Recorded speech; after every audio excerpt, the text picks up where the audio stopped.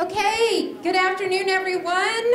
Welcome to the first PioPitch of 2017, and thank you so much for being here. We are so excited to have everyone here. We have community members, business members, students, faculty. We have a great mixture of people here, so that's really, really exciting. My name is Julie Harding. I would like to thank all of the organizing committee for all of your hard work for being here. I'd also like to thank Brianna Fink, who is also a PioPitch intern, and in fact, who is going to introduce our first presenter and kind of take over from here. Our first presenter is Courtney Knoch. She's a native of Marietta, and she is the owner of Silver Linings. Hi guys, here I am, first PioPitch of the year. I'm really excited. So thank you guys for coming out today. I'm going to be super awkward. I love talking in crowds, but you can't tell. So I appreciate your patience with me. So yeah, I am the owner of Silver Linings. Up until a couple days ago, I was located at 108 Front Street, just downtown, a couple blocks away. And I'm kind of going to tell you about what my business is all about and why I'm up here. So my little PowerPoint is entitled Take the Leap. I actually just re-enrolled in Marietta College, so I'm a student too, as of a couple weeks ago, 3 weeks ago. So I graduated high school in 2011. I will graduate Marietta College in 2018. I'm a board member of Marietta Main Street. I'm super involved downtown. I like to, the whole point of my business when I started it was to provide a non-obligatory place for people to hang out. So I had a fancy little tea shop inside my little hippie gift store. Huge Harry Potter nerd. I thought that pertinent to add. So how it all kind of started. I do henna tattoos. I don't know, a lot of people I recognize from events that I've done on campus. So I started doing that my senior year of high school at a local business downtown called Swag. And just kind of like the environment, it also had the hippie cultural gifts from all over the world. I eventually started working part-time, just, a couple hours on the weekends while I was in school. In 2014, I got a small business loan of $7,000 through the Small Business Development Center and Buckeye Hills RC&D. So that process was super easy and kind of sounded kind of daunting when I started it all, but I basically filled out an application. I put together a business plan at 22 years old and submitted it to a committee, and they reviewed it and said, yeah, this sounds like a solid idea. So it wasn't really that hard. After a couple years of that, I was technically a consignor in the business that I was in, so I bought my inventory and I put it in the main shop. The owner of the business kept 20% and the rest of it was mine. So I reinvested a lot of that money and saved a lot of it to eventually purchase the business. The only thing I did not take with me was the name. I didn't take swag. I took all the displays, all of the inventory, everything that had ever had anything to do with swag was now mine at 23 years old. I moved it up the street. Swag's at 177 Front Street, and I moved to 108 Front Street and opened Silver Lining. Silver Lining started as just, the hippie cultural. I had fair trade items, so things that were purchased fair trade, not from like a sweatshop in China, but somebody made it, somebody was paid a fair wage for it, and then I resold it in my store. My building also had a little kitchen area, so I opened a tea shop that kind of complemented the cultural, tea from China, tea from India, all that sort of fun things. And then I started to include consignment items. So local artists, local crafters would bring me their stuff. They set their price. They set up their displays if they wanted to. I sold it and I kept a percentage and gave the rest to them. So it's kind of helped other aspiring small business owners to take the next step in their business. I thought that was a good way to interact with my community. The people that I get things from are only from Marietta and Parkersburg area, so just this area. This is where my business is located. It was 108 Front Street in downtown Marietta, so I was part of the C4 district, meaning the historical downtown area from Front Street up to 3rd Street, Green Street over to Scammell. So it's just one little area that's kind of dictated by historic preservation rules. There are things that help tax credits and rules that apply to signage and things that help keep our downtown looking like a historic area. So some of the things that went smooth and went well for me, I'm 24 years old, so I'm good at social media. Facebook's kind of my thing. Instagram's awesome. I rock that pretty well compared to some of the older business owners who don't necessarily understand how Facebook works. I was involved with every local event that you could possibly be involved in. Sometimes that was to my detriment. I try to participate and I try to do all the things. I sponsored events, the Marietta Area Chamber of Commerce. I was a member of the CVB, I was a member of Marietta Main Street. I got to do the fun stuff of ordering all the things that I wanted to order. I set up all the displays. I made my own schedule. That was all super easy, super fun. Then there were the less exciting things. My building was really large for me. It was 4,000 square feet, where I had before been in a 2,000 square foot building. So I doubled in size, but hadn't quite doubled in inventory and stuff yet. I did have to hire people occasionally. I didn't have like any full-time or part-time employees, but for things like Stern Wheel Festival or the events that happened downtown, I had to try and coordinate other people's schedules with my schedule, and that was miserable. Advertising strategies, that sucked. I tried a couple times to have ads in the paper. I looked into, radio commercials, and those are all really expensive, and the paper just didn't seem to work out for me, so I kind of focused on social media, boosting my posts, sponsoring events and having my name out there, selecting what kind of products would work in my space versus what doesn't work. It was always a trial and error. Even with like consignment, I would let people try for 90 days, and if nothing sold, they would take their stuff back, and that would be it. Yeah, so I'm right across the street from the Lafayette Hotel, so I'm in an awesome location. I can see the fountain from my front door. I'm at the perfect place for all the events, River Roar, Stern Wheel, everything that happens downtown. These are kind of some of the things that I offered. The most important stuff that people really knew me for was the hippie things. I had funky bumper stickers that not everywhere has. I have amber necklaces that people look for, like natural remedies. I had stuff from all over the world. I had a huge section of Thailand, Africa, China. I have Buddha statues for days. Like, I tried to focus on something that nobody else in Marietta had. There's lots of antique stores in Marietta. There's lots of hair salons in Marietta. So I tried to do something different. The consignment options that we had with different companies, people that made their own things. Somebody made pens, somebody made soap, somebody made candles. Everything was as local could be. I had up to 17 consigners at one time, but I had a huge space in the back that I rented out for free community events, paid community events. This was a photography workshop from a really popular local photographer. We had kids events, we had workshops, we had henna things. We had like a monthly do-it-yourself workshop every month, and that was really well attended. We did henna how-to. I did birthday parties. I was like, yeah, people come into my store. So that was really cool. I partnered with other local businesses to put things together, put events together, and people attended them and enjoyed them. Even the things that weren't locally made, I tried to stay as Ohio-based as possible. My logo was designed by Sarah, actually, from Just a Jar. My business cards were printed by Second and None Graphics. I ordered coffee from Columbus. Yeah, I hosted free music, free events, local events to support artists. Megan Galisi is actually a really popular artist, and she put out an album. She was free. People could come and watch her for free on Stern Wheel Weekend at my place. I sponsored the Zombie Fest with a couple other businesses. We put together kids-friendly things. That's something that downtown is trying to work more towards providing more events like that. I helped organize the Downtown Trick or Treat, which will actually be a reoccurring event from now on through Marietta Main Street with the Ghostbusters. They're pretty cool. But there's cash mob events. Every month there is a store that is cash mobbed. It's open to everyone. If you come and spend $10 in a surprise store, you meet at the corner of Front and Butler, and you show up to a store and you help stimulate the local economy, and $10 usually isn't too hard to do. We are actually changing the whole focus of the shop. I'm putting my store on a bus, basically. I'm going to be retrofitting a mini bus to go to festivals, travel around local events. I'm going to focus back away from the consignment and crafty stuff, back to the hippie stuff, and that's my little blue bus. It's kind of bizarre. Everybody thinks I'm crazy. There's a multicultural festival in Parkersburg. There's Stern Wheel Festival, Riverfront Roar, all sorts of events and places to be, and I'm going to try and find like a parking lot to post stuff in for like consistent hours during the summertime. In the summertime, the weather is hot. In the summertime, you can touch it. My questions for you guys. What do you look for in a shopping experience? I'm not a necessary business. It's hard to justify, walking downtown somewhere unless you need to eat if you're a college student, or you need to go to Walmart and buy toilet paper. Whatever the necessity is. The next question would be, why do you go places to buy what you need to buy? A lot of us go to Walmart because it's convenient, it's easy. Walmart cares, the proof is in the prices.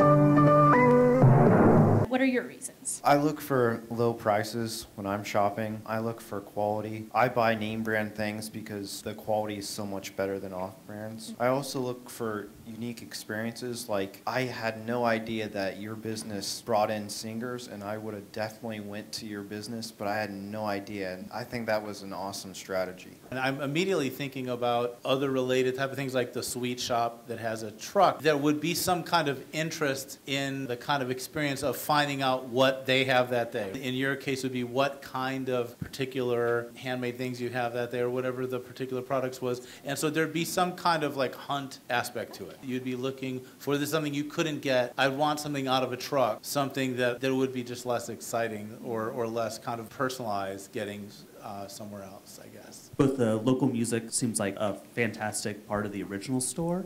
So I guess my question back to you is, how are you going to continue doing that sort of thing from a bus? Are we going to open up the back doors and have a little mini amp, or how's that going to go? I do want to be back in a brick and mortar location eventually. I'd kind of almost put the idea down of continuing like the events and stuff as far as the bus goes, just because it's not a venue. You know, it's a thing that shows up to venues. So hadn't given that much thought quite yet. You know, the biggest experience that will happen with the bus is the bus itself. I want people to be able to walk on the bus and not just have like a window, you know, similar to like the sweet shop where they prepare things in and then hand them out. I want people to be able to come onto the bus and, you know, experience the chaos that is my life.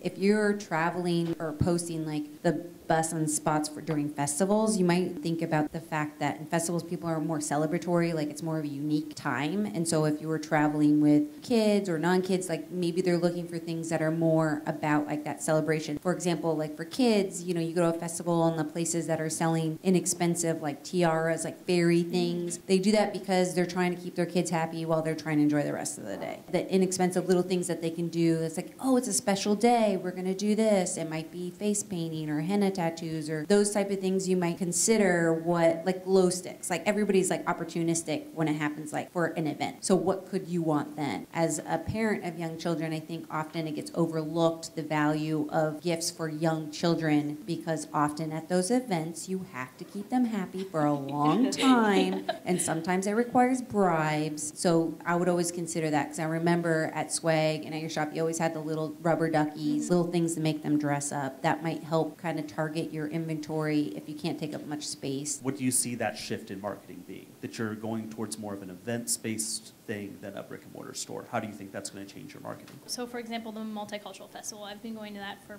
6 years now, and they always do a really good job of promoting their vendors and what, you know, the people who are already going to go there, there's already going to be thousands of people are going to show up there. They're going to say Silver Linings the bus is going to be here, and using my social media and kind of outlining an event schedule that I could have on my website. He's using my website to showcase my products, show where the bus is going to be next. When people go to festivals, they have a little money in their pocket, and it is to keep the kids interested, but it's also they want to buy gifts. And so I'm thinking that if you had some higher end things that in the moment people would say, oh my goodness, that's so cute, and it's made locally and I can talk about it, even if it's not necessarily festival themed. And the other thing I was thinking, this very second had a shopping experience in Marietta where I have to buy something for a 1-year-old for tomorrow. And so I go to Charlie's, and Charlie says, I don't have anything for 1-year-olds, but go talk to Terry Ann down the street. And I'm like, I'm absolutely going to buy whatever's in Terry Ann's shop, because, you know, it's like so local that I was sent from like one place, and I'm sure you have it, the whole sense of I'm from the locale and I know people in the locale, and let me talk to you about the stories in the locale and the other people, even in a traveling sense, is really compelling to a purchaser. Do you have any specific ideas or plans on how to bring the experience of your business and your brand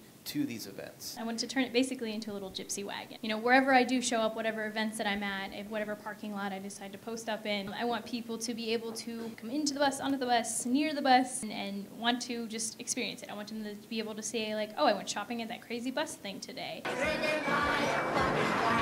Wacky, goony, goofy, spoony, high as a plane or balloony, crazy bus, come on my bus, ride, ride, ride, ride, ride. I want people to, you know, recognize that I'm still the business that I've always been, but I'm just kind of readjusting to meet what they need. The inventory that we choose to take are things like the jewelry and chocolates and soaps and things that people would like, smaller things, and then some of the higher end. But another thing we do are kind of events that emphasize the fair trade in the other countries. So we did an event where we had kind of like, it was a tent outside of the store, and we had food from the countries where we had products. And so you could do that with local businesses, like having a local restaurant, partnering with them and having their food, or focusing focusing on the fair trade. So I think emphasizing the right inventory and then emphasizing the local and the fair trade aspects, because that adds more value to the item, because what makes it special is that it's local or that it's fair trade. That adds some value to what you're offering. For example, like I'm Native American, and one of the things I love about whenever I go to your shops is that I can see like the dream catchers and things that are there are actually made by Native Americans. And I love that aspect, and I think people will pay more for that kind of product, but I would really be pushing that at these events that you go to, because there are a lot of people who offer those like little unique items, but they don't have that fair trade aspect and they don't have the authenticity that you provide. My experience of other trucks up in Columbus, for example, have been that at best it's an 8-month sales time, you know, from maybe April at best through the end of October, maybe November, because as soon as the weather gets bad, no matter how cute your shop is, and if it's not air conditioned or heated, they're not going to want to shop at your place. So do you have a backup plan? I also want to focus on my website a little bit more. I did have an online store, and I want to pay more attention to that because I have maybe 40% of my own inventory listed on there, and I did have some traffic on there, but I really want to push that. And I've been working with a local business that does marketing and pays attention to like Google and SEOs and all these really interesting things I don't understand so much, to try and beef that up a little bit more during those months that maybe, especially like, because I've got really great things for gifts for a holiday time, but like you said, even now nobody really wants to go downtown and shop when you could order on Amazon or you can order online and have it shipped right to you. That's definitely something that I do want to work towards more, is focus on the website. Some of the other buses that I've seen that aren't food-based have very minimal things outside of the truck and really rely on people to actually go inside to shop. The whole idea of going to the festivals, because I've been doing a handful, 2 to 3 festivals every year, even with the brick and mortar locations. Sales based on those carry my business basically for that whole month. So if I hit one festival in June, that pretty much makes up my entire sales for June if I do nothing else. To improve on that, maybe hit 2 or 3 festivals in a month, and even if it's just like a weekend thing, focus on the website and working on that during the week when I know I'm not traveling, and then do the festivals and go to wherever I need to go during the weekends, and ideally that will all balance out over the year. Something to just think about is safety, and do you think it'll be more vulnerable to get robbed or something stolen from if you're on a bus? So usually I do henna, and I leave somebody else in charge of basically as I can pay attention to whatever's around me, I kind of do that, but then somebody else is in charge of checking people out, keeping an eye on, because it's never been overwhelming to the point that somebody couldn't pay attention to all the inventory in the tent, or hoping that will maintain with the bus and everything. But I am, obviously a little bit concerned about it because it is a whole new situation, so I'm trying to be proactive in figuring that out and making sure that doesn't happen.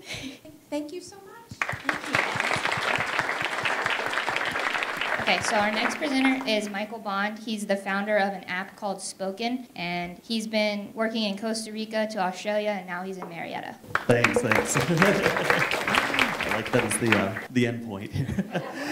Yeah. Recently, my grandmother suffered a stroke. She woke up in a hospital bed, her brain intact, but completely unable to speak. When the nurses came, they gave her the same thing that we've been giving patients for the last 50 years, a sheet of paper that you could point to pictures for food, toilet, or pain. She was the same woman she'd been that morning, educated and opinionated, but now her entire world had collapsed down to that single sheet of paper. Out in the waiting room, the next step was clear. She loved her iPad, she needed to communicate, so we just needed to find the app that made that happen. What we got instead were terrible, amateur efforts with unusable interfaces. Non-English options were even worse. Instead of taking advantage of new digital technology, they were simply making iPad versions of that same piece of paper. As treatment improves worldwide, we're going to be creating millions of stroke survivors like my grandmother every year. And that's just a small part of the larger market. Autism, Parkinson's, ALS, nearly 1 in 10 people will need help communicating in their lifetime, and they're going to be looking to their mobile devices for help.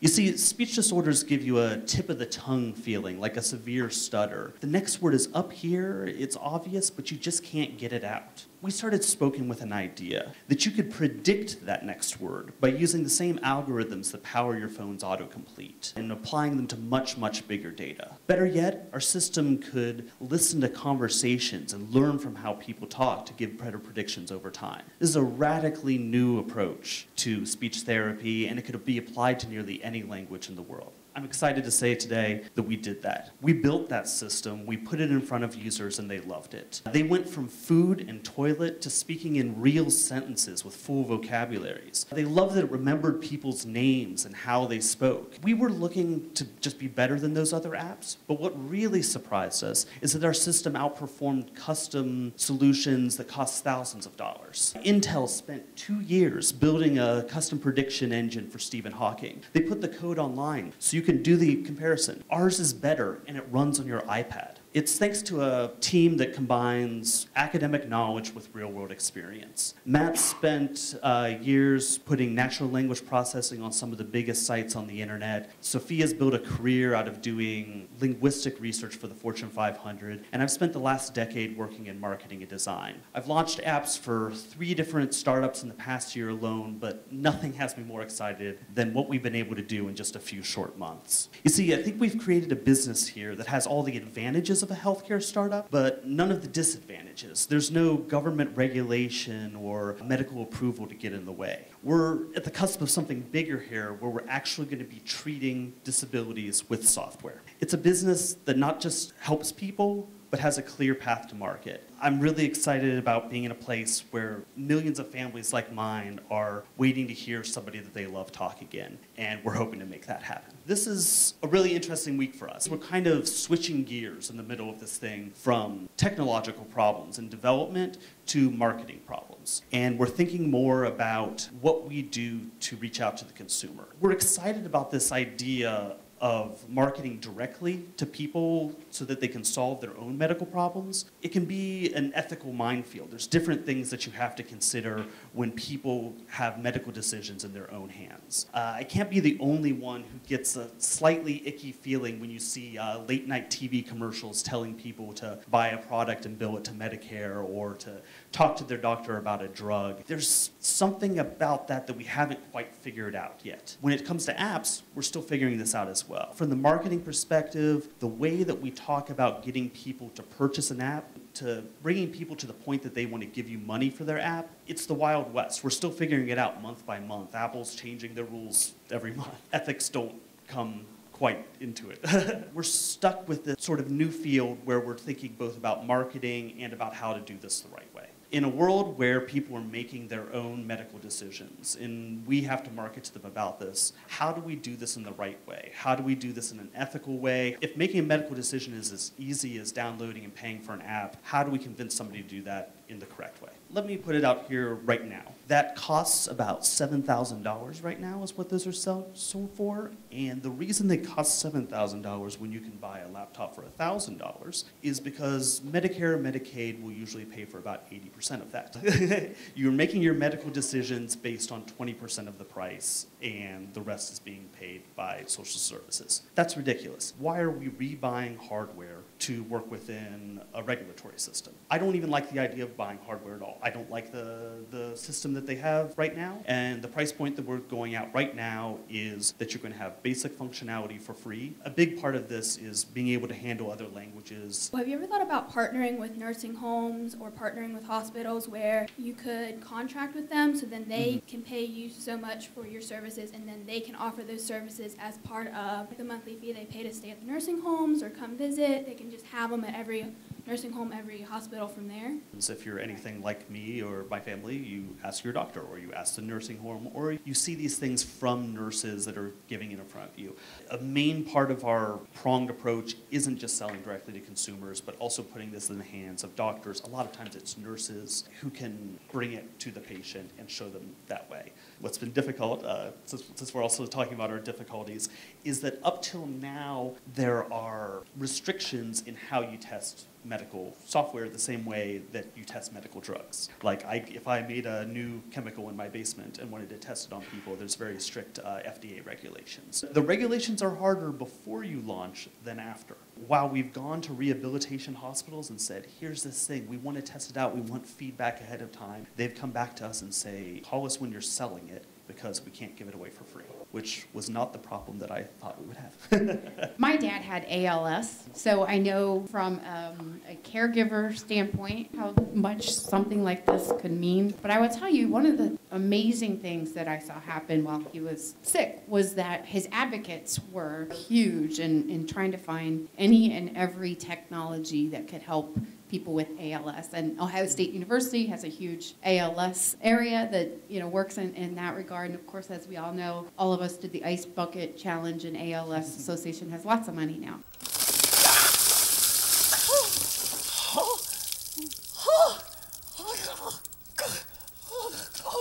I guess my point is that there are advocates like that they're just looking for things that can improve quality of life, not necessarily, stop a disease, but actually improve what the quality of life is. My dad's speech pathologist, she was also a big advocate across the state. And I think that you get in with the folks that see it every single day, I think you'll be able to do something with some, I can see some joint ventures of some sort with some of these associations and potentially some of the pathologists. There's all these Facebook groups as well. There's all these people beyond just doctors that are helping each other, and those are really the pathways that we're looking to go through. What always concerns me with those things is coming as an outsider. A lot of times it's support groups. These are people who are struggling with actual disability, and there is sort of a tone issue that you don't want to ride in and be like, and here's the answer to all your problems, all you have to do is pay me. That doesn't quite come off the right way. It's been a struggle marketing-wise to figure out the right balance of tone to strike. I would use a Google ad process to help you out, because when I search assistive technology, you know how you can search something on Google and then after you search it, there's ads for that product on the side? Yeah. I would tap into that, and I would research on usability. Make sure that your products is easy to use, like Dragon. Dragon is very easy to use. When you're advertising or marketing it to people, I would make sure that they emphasize how easy it is to use, because that's the thing that I look for, and I think that should drive up your demand. My core thing with this is design and user experience and usability, and that's what my initial repulsion kind of to the current things on the market was, not just that they couldn't be used, but so many of the problems have been solved with usability and design. I first sort of approached this as a design problem then some of the more technical problems became even more interesting. That's really been from day one, we've been usability and design based. It's so frustrating to see how much accessibility stuff suffers from really bad design when that's what is needed the most. One thing that you talked about, because you feel so schmarmy trying to promote, here, buy this, Schmarmy's word, yes. Is that you mentioned your personal story. The reason why you're trying to solve this problem is, you had that experience and you're trying to help other people. So if you go about the sales technique as you're trying to help other people, not sell them something, if you just focus on that, I think that people will see, oh yes. Oh yeah! They know exactly where I'm coming from. They've had that experience. They're not the outside in, you're actually in the inside out. You're trying to help them. So I would really focus on the personal experience aspect. We're not a nonprofit. We are trying to find sustainable business models that can keep this going, but we are applying for B Corp status as far as ethical business standards and that sort of thing. We would like to exist as close to a nonprofit as possible while still having a sustainable business model. Continuing what everybody said is the other advocates, so this is on the tip of their tongue. The PA program at Marietta College, Marietta Memorial Hospital, the doctors, the nurses, the speech therapy programs, and I think colleges and universities would be very receptive. How do you get into that class so that exactly what you want to do, they're not talking about it because you want to make money, they're talking about it because they're sold on it. You get a 23, 24, 25-year-old speech therapy student who goes out to work for a company and an event happens. The other place, and I'm not sure how you get into it, but I would think there's got to be, with all the challenges we've had in the last 25 years, with veterans groups, so that the VA or somebody is there for you. We've talked to the VA at the beginning. You would not think of the VA as an innovation center, but they are. They have a technical innovation group within the VA that looks to push new technologies out there. And of all the things I never would have thought, one of the better reactions was from the VA. was interesting. I hear you're apologizing for having a price tag on this particular application. And what I want to make sure that you understand is that you have something of value. You've created it with a lot of empathy, with understanding the problem that exists. People will pay for that, and you don't need to apologize for that because they see great value in it. It's something that's going to help them. It's something that's going to help their family member. And so one of the things that I would just suggest is, have you considered a national salesperson to start with, and then maybe a sales force over time? Because there are a lot of healthcare companies who can give you access to families who are now national in scope. And so reaching out to them and being able to take advantage of their national network could be really helpful. I love talking about just startup structure and timing in general. You don't get much about the timing and when you bring on other people and what we're at. So we're at a really interesting point with this where what we're trying to do is to get this out on a small level directly to consumers so we can prove traction so that we could then be able to raise a seed or small A round later this year. The number one thing on that list would be top level sales, business development people. And that's sort of the direction that we're going with that. Yeah, it's interesting. Your story to me is so compelling that if I had a speech problem, I would find a way to buy this for $10 a month. But I think if you can take even the sales angle out of it and figure out how to do a TED Talk on why we need it and why we don't have it. It's like the woman who wrote the book Stroke of Insight. She had the stroke and she ended up writing a book. But your story reminds me of that. It's a great story. Well, it's always been a weird walking that line between this is what we're doing, we're helping things, and this is why you should be giving me money. And a lot of my last year has been talking to people and explaining why they should give me money. There's a slightly different tone. I was just wondering how you get trial. It seems to me that this is an ideal way to solve the problem of, here, I've got something, buy it, and then you see if you like it. And I don't have any great ideas, but I mean, it just seems to me like what you've got is so compelling and so much more useful that somehow... Yeah, so let me describe what we're doing. We're lucky because Apple changed some of the rules about 6 months ago to let in more apps that were subscription and trial based, like Spotify or Netflix or things like that, where you can get a 2-week trial and then you can do a subscription through their app store. So what we're doing is offering full-featured trial for the first 2 weeks, and at that point you would want to subscribe, and that would be a auto-renewable subscription through Apple's process. So Apple already has your credit card, hopefully, if you've bought apps and things on the App Store before. And this is sort of the onboarding process that we've been thinking about, because this stuff is very new. The way people talk about it, marketing, it's very new. We're making it up as we go, how to get people to buy apps. It's good that we're given that sort of path, but we've been exploring other things as well. The personality of this whole project touches everybody at some point, regardless if they have a loved one or know of somebody that has had a stroke or has some type of speech problem. I think that once this hits the market, it could probably just explode and be probably one of the best products out there because it's just so personal. Just go out and just capture people's attention with the personality of it, because if you try to focus a little bit too much on the technology and how you guys are better than the $7,000 brands, then people are just going to be, oh, it just seems kind of like another infomercial. If you just make it personal and keep making it personal, people will want to spend the money to make sure that they can have the person that they love back. How do you make a personal story-based pitch in a Google ad? If this is the way that we're looking to reach people, is through targeted ads, and it's probably going to be mostly through searches, or they're selling ads within App Store searches now. How do we make a personal story-based pitch that big? It's like not just one product or service, it's like something that can help someone for the rest of their life.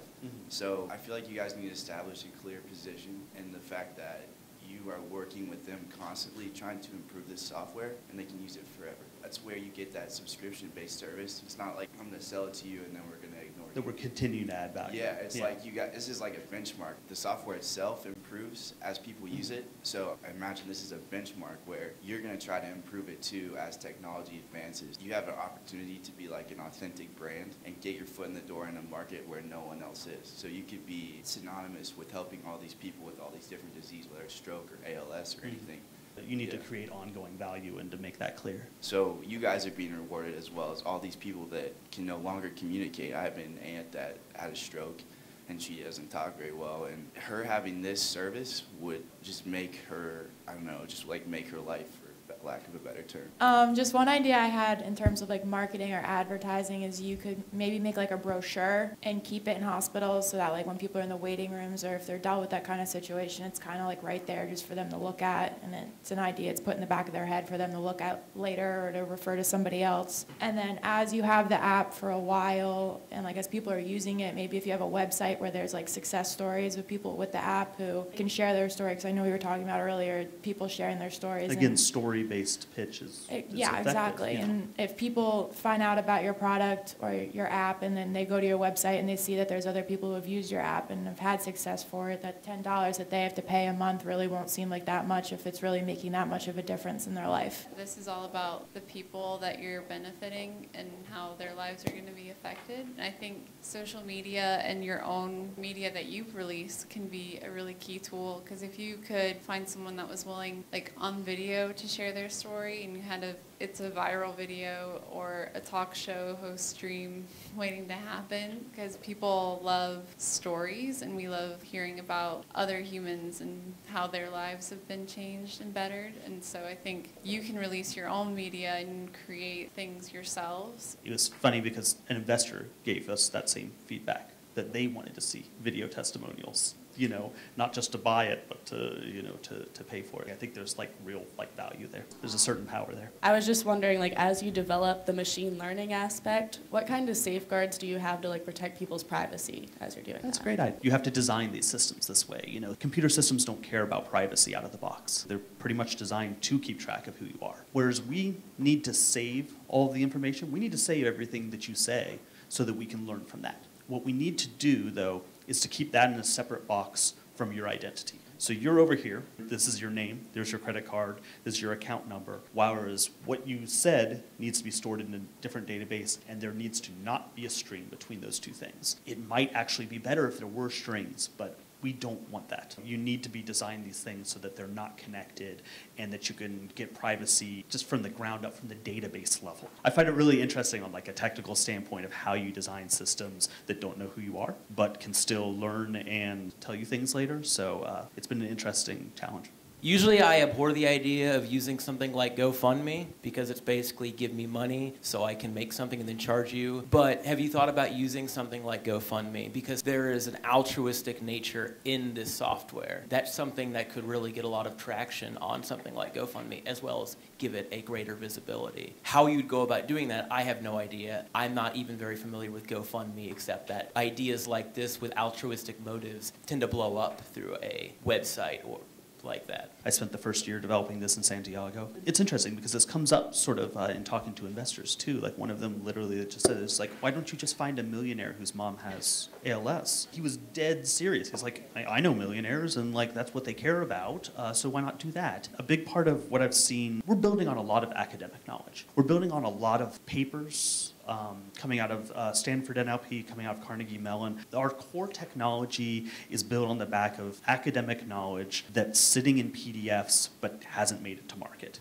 A lot of how I've looked at this is, why not? I have friends who are professors and working in disabilities, and the way they describe the process to me, it is get the grant, and then the grant money runs out, and all of a sudden it stops. And it's no longer a product, and it's no longer out there, and it's no longer with me. I've been trying to go with sustainable business models. That's why we charge money, why it's subscription, why these things happen. We want a business model at its core that will go beyond the initial funding. You want to build the car that keeps running and the engine keeps going and it keeps getting filled with gas, not the big pile of cash at the beginning. And that's just been part of the design of the company from the start, has been that, and hopefully that works. But the sustainability of the business model is something that can continue to help people. It has made us wary of altruistic bags of money at the beginning, you know.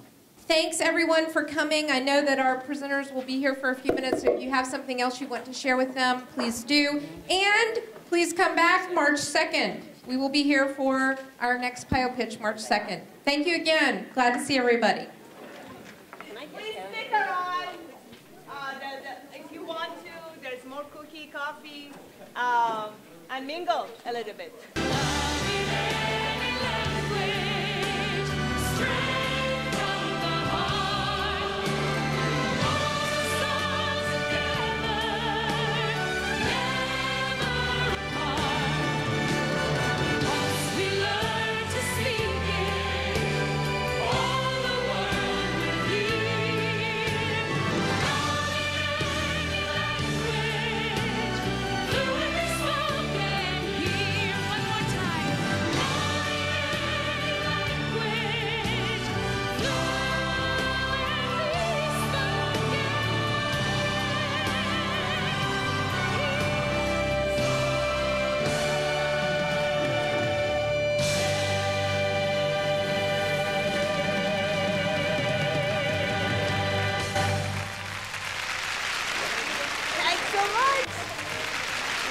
Are you still going?